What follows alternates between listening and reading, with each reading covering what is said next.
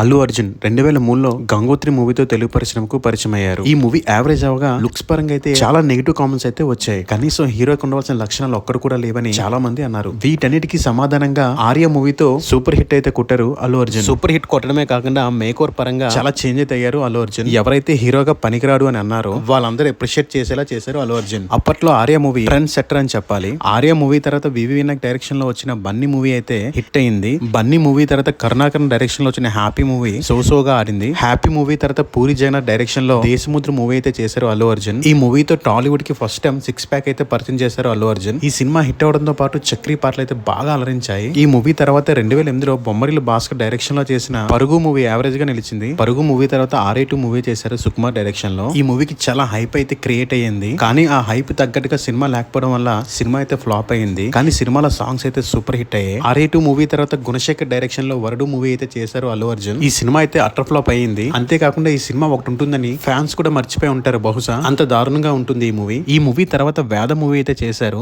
ఇది multi starrer movie. Manchu Manoj తో కలిసి నటించారు కేబుల్ రాజుగా ఈ మూవీలో. ఈ మూవీకి అల్లు అర్జున్ కి మంచి అప్రిషియేషన్ అయితే వచ్చింది. అండ్ ఈ మూవీ యావరేజ్ గా నిలిచింది. ఈ మూవీ తర్వాత 2011లో వివి వినాయక్ డైరెక్షన్ లో బద్రీనాథ్ అనే మూవీ అయితే చేశారు. ఈ మూవీ ఫ్లాప్ అయింది. 2012లో త్రివిక్రమ్ డైరెక్షన్ లో చేసిన జులై మూవీ అయితే హిట్ అయింది. ఇక 2013లో పూరి జగన్నాథ్ తో కలిసి మళ్ళీ సినిమా అయితే చేశారు అల్లు అర్జున్. అదే ఇద్దరమ్మాయిలతో మూవీ. ఈ సినిమా అయితే యావరేజ్ గా నిలిచింది. 2014లో సురేంద్ర రెడ్డి డైరెక్షన్ లో వచ్చిన రేసుగురం సినిమా హిట్ అవగా ఆ తర్వాత త్రివిక్రమ్ శ్రీనివాస్ డైరెక్షన్ చేసిన సన్ ఆఫ్ సత్యమూర్తి మూవీ కూడా హిట్ అయింది. 2016లో వచ్చిన సరైనోడి సినిమా హిట్ అవగా 2015లో వచ్చిన దువ్వార జగన్నాథ్ సినిమా అయితే ఫ్లాప్ అయింది. అలాగే 2018లో వచ్చిన నా పేరు సూర్య నా ఇల్లు ఇండియా సినిమా కూడా ఫ్లాప్ అయింది. నా పేరు సూర్య మూవీ తర్వాత దాదాపు 2 సంవత్సరాల గ్యాప్ తీసుకుని త్రివిక్రమ్ తో సినిమా అయితే చేశారు అల్లు అర్జున్. అదే అలా వైకుంఠపురం. ఈ సినిమా అయితే సూపర్ హిట్ గా నిలిచింది. ఇక ఈ మూవీ తర్వాత సుకుమార్ తో పుష్ప మూవీ తీశారు. ఇది కూడా సూపర్ హిట్ గా నిలిచింది. ప్రెసెంట్ అయితే పుష్ప 2 మూవీతో బిజీగా ఉన్నారు అల్లు అర్జున్. ఇక కొన్ని మూవీస్ లో గెస్ట్ రోల్స్ అపిరెన్స్ అయితే చేశారు అల్లు అర్జున్. 2014లో ఎవడు మూవీలో ఒక గెస్ట్ రోల్ అయితే చేశారు. అలాగే రుద్రమదేవి మూవీలో గోన గన్నారెడ్డిగా అందరినీ అలరించారు అల్లు అర్జున్. అలాగే 2007లో శంకర్తో జిందాబాద్ సినిమాలో